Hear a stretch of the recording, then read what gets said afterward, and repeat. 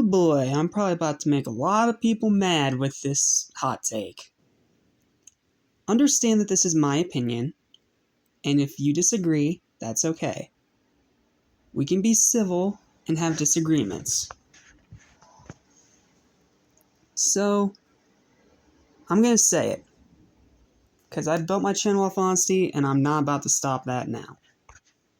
Reverser is not the best episode of Miraculous Season 2. It is top 10 worthy. It is a great episode, but it is not the best of this season. Absolutely not. Why? Well, let's dive into it. I like Mark as a character. Very shy, kind of like Marinette. And I like his interactions with Marinette and Nathaniel.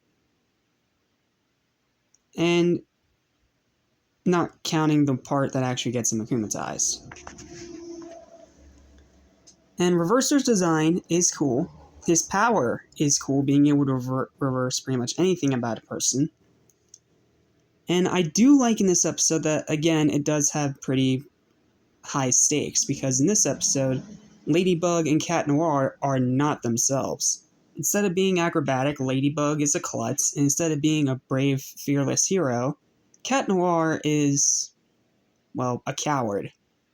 Like an absolute coward and scared to death of pretty much anything. So, for the episode, they have to try, without their usual powers, to find a creative solution to defeat the villain. And they do. It's a very creative and really cool solution.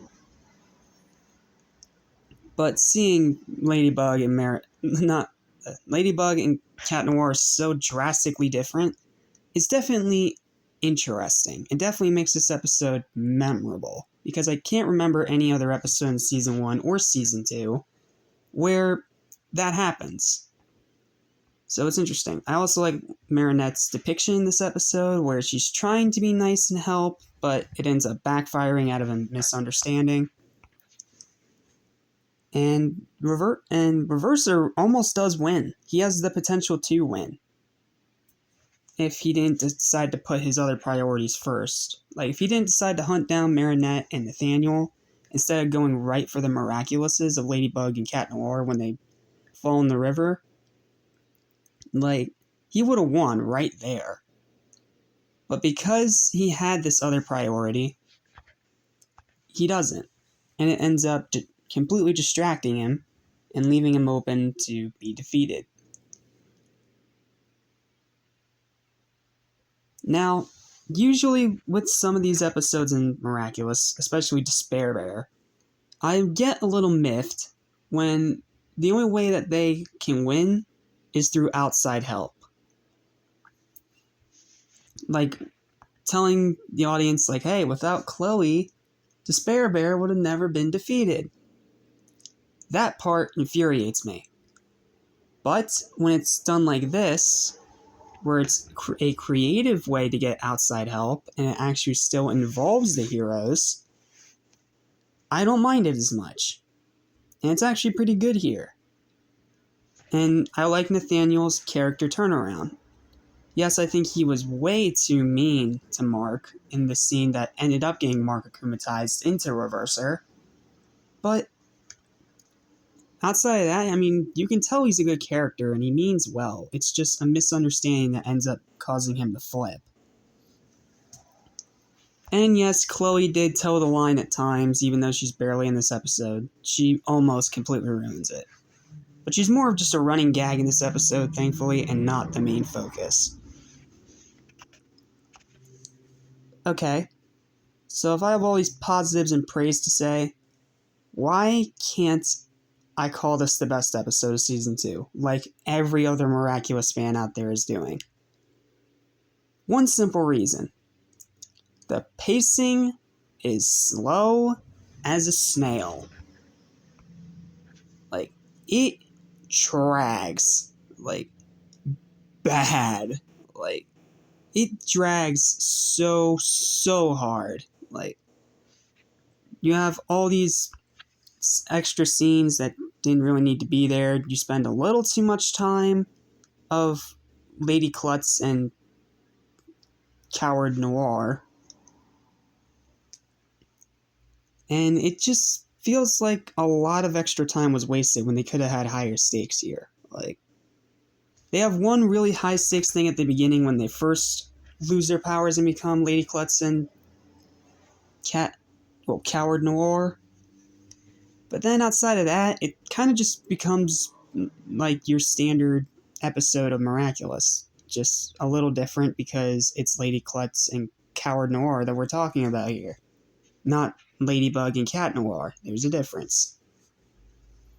I also feel like this is one of those episodes that would have really benefited from having another hero with the Miraculous.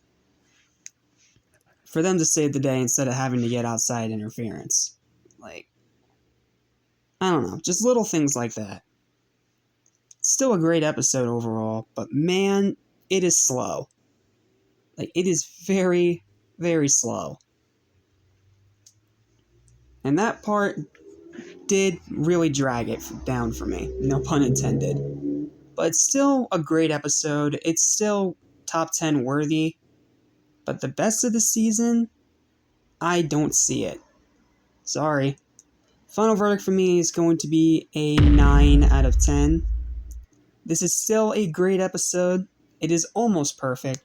But that pacing just drags it down. And the other thing I want to complain about here a little bit is that there's a plot hole where Ladybug is supposed to not have any of her powers or even know how to use them. And yet, she summons the Lucky Charm like it's nothing. And no, having it bump her on the head when she tries to catch it does not count as an excuse. That is lazy writing. Like, if she didn't know how to use her yo-yo, how would she even be able to know how to use her Lucky Charm? Like, that's a plot hole. That is a legit plot hole. But it's made up for with one of the funniest scenes, and probably the most cathartic scenes in all of Miraculous. We get to see Chloe having to be a servant to someone else. Like, that one scene almost made this... that one scene made this entire episode worth it. Again, great episode, but best of the season, I do not see it. This episode is a bit overrated, in my opinion. And it's definitely going to be in the top 10 list, but not at number 1. Especially not over Captain Hard Rock. Just absolutely not. Well, that's it. Thank you guys for enjoying this little 8-minute spew of me setting probably all my good reputation on fire. And stay tuned. We're not done quite yet. We have less than 10 episodes remaining with this season. So stay tuned for next time when we take a look at Anansi, however you pronounce it. The one with the spider woman. That one. Yeah. Anyway, see you for that review. Until then, thanks for watching. Please be civil in the comments section, and peace.